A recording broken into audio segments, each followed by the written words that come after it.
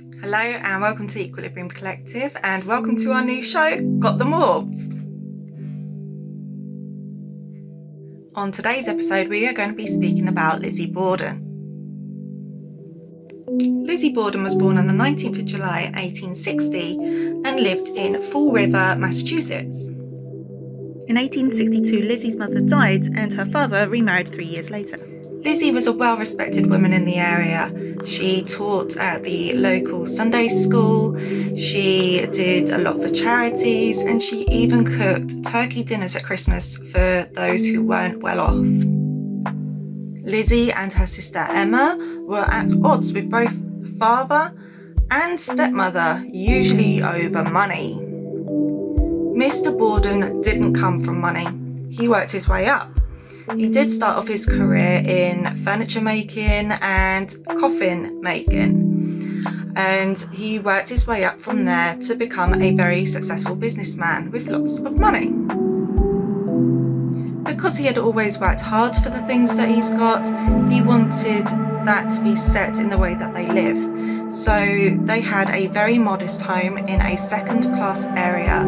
However, Lizzie didn't particularly like this and believed that they deserved better.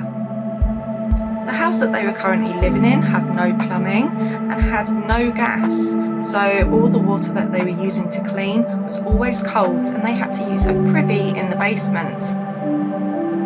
Most women at Lizzie's age did already have families. They'd had suitors, they'd got married, they'd had families and socialised a lot, went to many parties.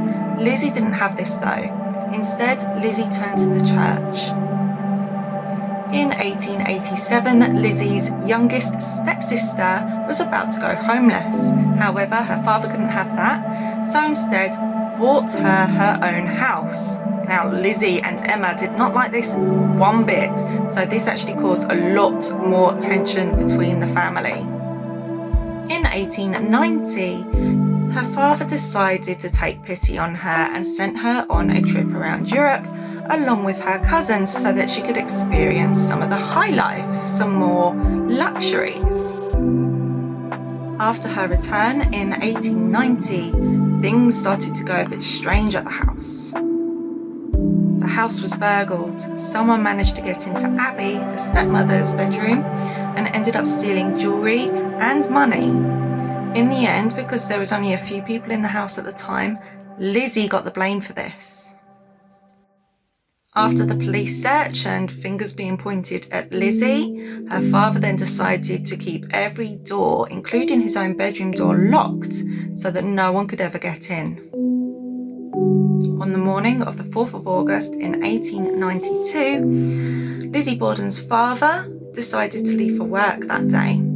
They did also have their uncle over. He had also left for the day, and her sister was away on a visit. This leaving just Lizzie, the maid, and Abby in the house. Not feeling very well, Mr. Borden decided to return home from business around 11 a.m. It was around this time that he decided to have a nap. Bridget, the maid, was awoken from her sleep by petrifying screams coming from Lizzie, screaming that her father was dead. Sure enough, there lies Mr. Borden on the sofa in the living room, his body all cut up and his face could barely be recognised. Lizzie then sends Bridget over to the doctor across the road, giving her time alone. What Lizzie does with this time, we don't know. On the doctor's arrival, he does check out the body, sees his mutilated face, but another body is also found. Upstairs is the body of Abby, the stepmother, face down in the bedroom that she was cleaning. It was only at this time that they decided to call the police. Autopsies and investigations were taken out at the house, and a timeline was established. They concluded that at 9:30, Mrs. Borden was struck 19 times with an axe on her head and her neck. It is then around 10:40 that Mr. Borden gets home and decides to take a nap, unknowingly that his wife is just upstairs laying dead on the bedroom floor. Mr. Borden was struck 11 times with that same axe around his face so that he could no longer be recognised. I say axe, but it was never proven. Searches throughout the house continued. They went down into the basement, and behind the chimney breast they found a box. Within that box they found an axe. Now, although this axe didn't have any blood on it, they believed that it was cleaned and then placed in the ash to dry. No other clues were ever found in the house, but many people did come forward with their own stories. The day after the murders, a chemist then came forward to the press, and an article was written. In that article, it stated that Lizzie Borden had come into the shop the day before the murders to try and buy poison. Due to this article, the police were now suspecting Lizzie of the murders.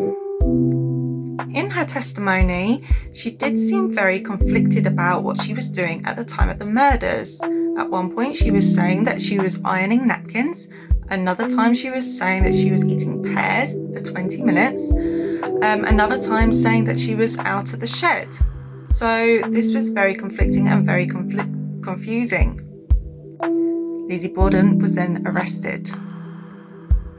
Groups of women would rally in her defence, saying that she's a woman, she couldn't do this, she's a Borden, she couldn't do this.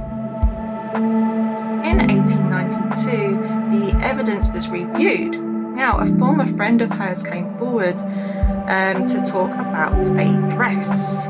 So she is said to have gone round to Lizzie's and caught her setting on fire a dress that she'd had, and claims that it was blood. However, Lizzie did say to her that it was just paint.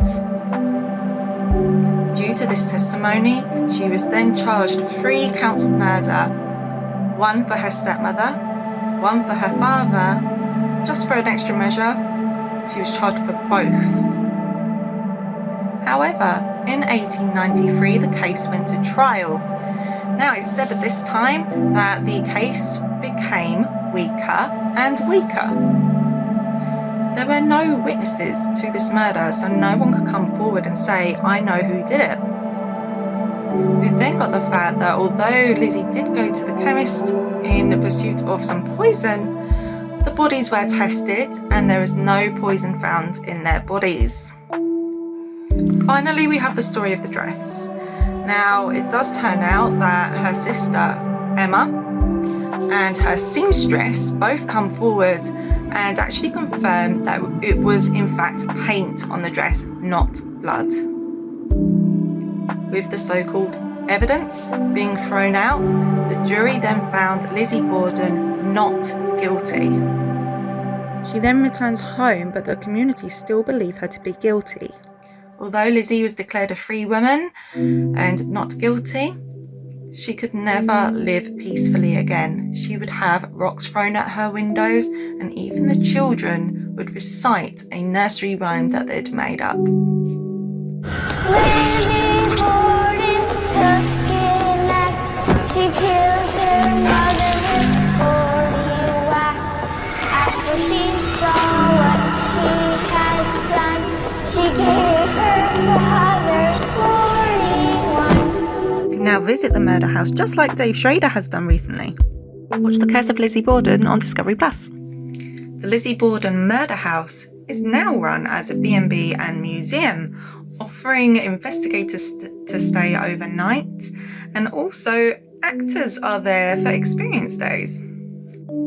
Many that have stayed here have called it the most haunted place they have ever stayed. Now, we all know what happened to the Borden family while they were living here, so you wouldn't be surprised if they were still hanging around. However, would you be surprised if you were to find a woman and 2 children? Lizzie's late great-aunt Eliza also turns out to be a murderer. Eliza is the second wife to Ludwig Borden, and this has a bit of a sad ending. Trigger warning. So it turns out that Eliza Borden, after having her third child, did then start to suffer from postpartum depression. Now, back in the 1800s, it was frowned upon to have any mental health issues. So when you were having postpartum depression or any other type of mental illness, you had to hide it. Unfortunately for Eliza, things got so bad that she did end up killing her children in the well in the house. After committing this dreadful act, she did feel really bad about it, and she did end up mourning and ending up killing herself by slitting her own throat. Her husband did go on to have 2 more wives, but unfortunately he just couldn't live with what she had done, so did end up committing suicide as well. Now, she didn't actually kill all of her children. She killed 2, so this left 1 to pick up the pieces and live with the fact that her family had all been killed or committed suicide. When investigators have stayed here, they have found that they've come across Eliza and also 2 of her children. They believe that they have seen her and seen the children and also heard them. It's also believed that investigators have also come across Lizzie. When Lizzie was alive, she did move from the home and ended up on the hill where she wanted to be anyway. Now, she did live out the remainder of her years there. However, it seems that her spirit has returned home. It's said that if you listen carefully, that you can hear Lizzie screaming out that she didn't do it. So, did she do it? Didn't she do it? Let me know what you think. Did she really hate her stepmother and father that much to kill them? Would you stay there? Let us know.